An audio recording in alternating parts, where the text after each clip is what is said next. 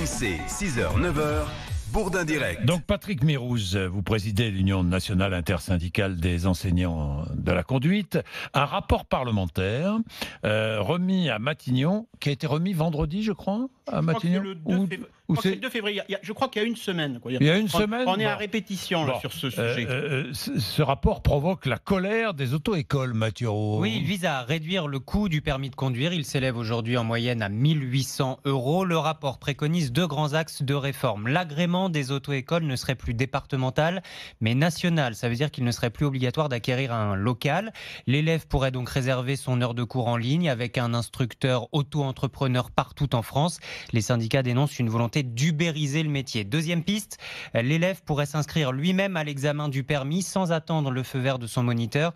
Là aussi, tout se passerait en ligne. Et puis, il faut aussi noter les déclarations d'Emmanuel Macron jeudi dernier. Le président envisage d'offrir aux jeunes une initiation à l'examen du code de la route lors du service national universel. Et pourquoi pas aussi, dit-il, une initiation à la conduite, là encore, pour réduire le coût global du permis. Alors, Patrick Mirouz, 1 800 €, c'est ce que coûte en moyenne un permis de conduire aujourd'hui ? Oui, c'est ça. D'abord, je veux dire que les écoles de conduite viennent à Paris aujourd'hui, se mobilisent, mais c'est pour rien bloquer.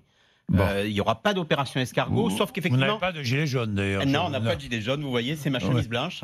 Oui. On n'est pas pour bloquer, on vient juste parce que... On n'est pas une profession qui a l'habitude de se mobiliser, c'est tous les 2 ou 3 ans. Je crois que la dernière fois, c'était pour la loi Macron. Et on vient, mais on vient nombreux. Et quand on vient nombreux, on se rassemble, ça va faire un peu de gêne. Mais on va gêner le moins possible, c'est ce que je voulais dire. Il va y avoir les 4 portes, Vincennes, Clignancourt, Orléans et Auteuil. À et Paris puis, et dans d'autres villes de province aussi, il y aura des rassemblements. Voilà, il y a quelques autres villes de province. Et à Paris, on va place d'Italie et on commence par une démarche citoyenne. On va aller donner notre sang à l'hôpital Salpêtrière. Donc je voulais dire ça en préambule, parce qu'on n'est pas là pour ennuyer, même si on ennuiera un peu.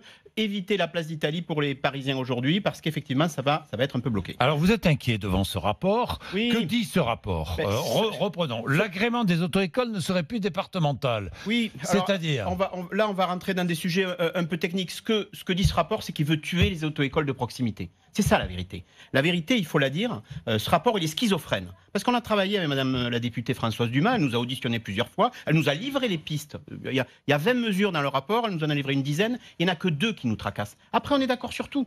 Nous, on est d'accord pour baisser le prix du permis, on est d'accord pour trouver des solutions. Chiche, on baisse la TVA, que l'État baisse d'abord les taxes, il va baisser le prix du permis de 20%, ça fait 400 € par formation. Baisser la TVA, ça veut dire moins d'impôts pour l'État, quoi. Oui, mais il faut savoir ce que l'EMPA veut faire. S'il veut aider, dans quelle poche il veut prendre. Mais lorsque l'État dit, puisque vous dites c'est à l'État de faire des efforts, lorsque l'État dit dans le cadre du service national universel, on va peut-être faire passer le permis ou du moins initier les jeunes à la conduite, vous dites quoi? Vous êtes d'accord? Mais on est d'accord. Mais bien sûr, on est d'accord, on se mettra autour de la table pour voir quels sont les opérateurs qui pourront travailler dans ce sujet-là. Ce qui peut aider le citoyen élève, on est d'accord.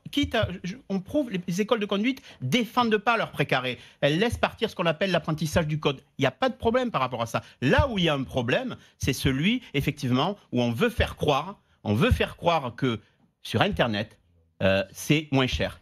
C'est moins cher. C'est des cracks, c'est de la pipe. C'est pas vrai, c'est le pas même moins prix. Cher, c'est le même prix. C'est le même prix. C'est le même Par prix, exemple, si je m'inscris, si j'ai la possibilité, attendez, Patrick, si j'ai la possibilité de m'inscrire librement sur Internet, vous êtes libre, j'apprends mon code.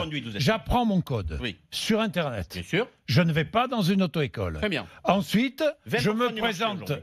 Ensuite, pour apprendre la conduite, il est évident que je serai obligé. Merci, ça vous a pas échappé, ça. Il fallait passer à un moment donné dans une voiture. Évidemment. On parle de quoi? C'est quoi apprendre à conduire? Non, mais ça réduit le coût, c'est ce que disent les auto-écoles en ligne. Ça réduit le coût, ça coûte moins cher. Mais ça existe déjà, elles le font déjà, les écoles de conduite traditionnelles. Les services, c'est quand même marrant, ça. Je veux dire, on marche sur la tête. Alors, les outils qu'utilisent les écoles de conduite, qui sont ce qu'on appelle des outils de web formation, sont achetés à des fournisseurs auxquels les plateformes achètent les mêmes outils. Et d'un côté, c'est beau, et de l'autre côté, c'est réglable. Oui, mais ils sont moins chers. Est-ce qu'ils sont moins chers ou pas? Non. Non. Ils sont moins chers à l'entrée. Vous avez, je ne vais pas les citer, mais vous avez certaines plateformes majeures. Parce que je suis pas là. Je respecte les plateformes. Attention, j'ai rien contre les plateformes. Combien ça coûte avec une plateforme? Mais laissez-moi, je dis des allez-y. sur les plateformes. Laissez-moi à un moment donné. Allez-y. Ils sont jeunes. Moi, je suis honoré que des diplômés d'écoles de commerce prestigieuses s'intéressent à notre métier. Ils bousculent, ils mènent du digital, ils mènent une autre façon de voir. Sauf qu'ils ne respectent pas les mêmes règles que nous. Si vous prenez un auto-entrepreneur, moi, mes formateurs, je paye 70% de charges et 20% de TVA. C'est 800 € sur le coût d'un permis. Moi, je demande l'égalité. L'auto-entrepreneur, c'est C'est l'Uber, c'est le taxi Uber. L'auto-entrepreneur, c'est celui qui va aider, qui va apprendre la conduite à l'élève. C'est le Uber.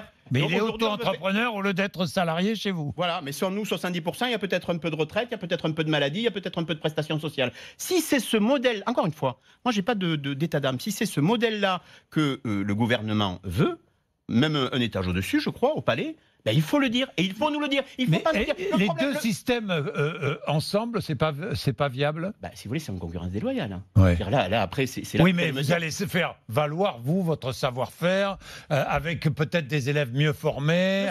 Alors, je vais vous dire quelque chose. Le savoir-faire, les moniteurs qui sont dans les plateformes, comme les moniteurs qui sont chez nous, c'est les mêmes. Donc ça, en termes de qualité, on pourrait dire. Là où c'est un peu différent, c'est que chez nous, quand vous allez dans une école de conduite de proximité, vous poussez la porte et il y a quelqu'un derrière. Donc il y a un suivi, il y a quelqu'un qui peut vous conseiller sur les aides financières que vous pouvez obtenir. Les plateformes, c'est @contact.fr, un chat robot ou un numéro surtaxé. Et puis vous savez ce que c'est, parce que c'est des mineurs, on apprend à des mineurs. Et sur une application, c'est une voiture qui arrive et qui vient chercher votre mineur sur le bord d'un trottoir. Sur le bord d'un trottoir, je pense que c'est pas pour l'enseignement de la conduite. Tout ça, là où, pardonnez-moi, je suis un peu en colère. Mais non, pas, je vous pardonne. Contre Françoise vous avez Dumas, raison d'être en colère. et contre Françoise Dumas, que je respecte, et contre un peu l'exécutif qui, j'espère, nous recevra aujourd'hui, parce qu'on demande d'être reçu par Monsieur le Premier ministre, c'est qu'on envoie des mauvais messages de la sécurité routière. Aujourd'hui, les jeunes sont surreprésentés dans les accidents de la route. C'est 1000 jeunes par an qui meurent, c'est un tiers des accidents de la route, alors qu'ils représentent 9%. Ça, c'est une statistique. Mais aujourd'hui, ils sont formés par qui, les jeunes? Par vous? Attendez, mais c'est les jeunes. Certainement, mais laissez-moi terminer. S'il y a 1000 morts, c'est pas votre faute. Ben justement, il faut améliorer. Et nous, on veut s'améliorer, on veut améliorer les contenus. Parce que cette statistique, quand c'est le fils de votre voisin ou quelqu'un de votre famille, c'est un drame. C'est le prix du sang et des larmes. C'est pas le prix du permis, c'est pas la loterie, c'est le prix du sang et des larmes. Merci Patrick Mérouz. La colère est grande. Ouais, je vois que la colère mesurer, raisonner, pacifiquement. On veut discuter. Maintenant, on veut discuter avec le Premier ministre pour voir comment on peut mettre en forme cette réforme. Et positivement, on a des choses à proposer. Bon, il faut. La taxe des radars. Pourquoi on ne met pas la taxe des radars pour avoir un permis gratuit? Allez, voilà une idée. Le permis gratuit pour tout le monde. Les radars, ça sert à quelque chose? Tout le monde crie contre les radars. Mais mettez ça pour financer le permis de conduire. Mieux aider la formation, ça sera une meilleure formation de qualité. Non au low cost. Merci. Merci. 6h50.